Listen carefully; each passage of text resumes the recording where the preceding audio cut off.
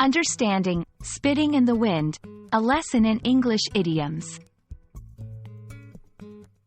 Hello, everyone. Welcome back to our channel, where we dive into the fascinating world of English language learning. Today, we're going to explore a very interesting phrase, spitting in the wind. This idiom is a vivid expression in the English language, and understanding it can really help you grasp the nuances of English. So, let's break it down together and discover what it means, how to use it, and why it's such a colorful part of the language.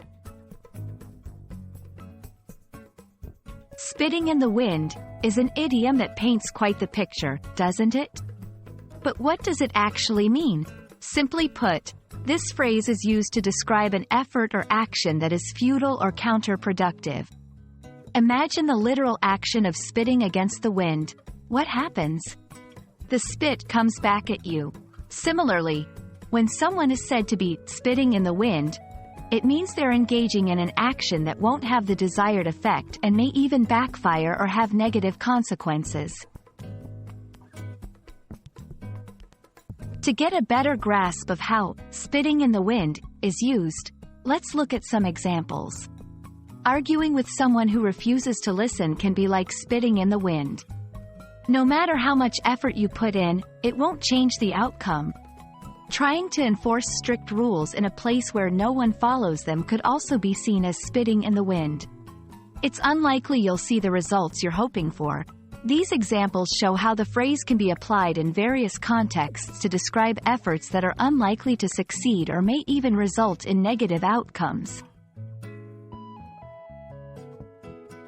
Idioms like spitting in the wind enrich the English language by adding color and depth.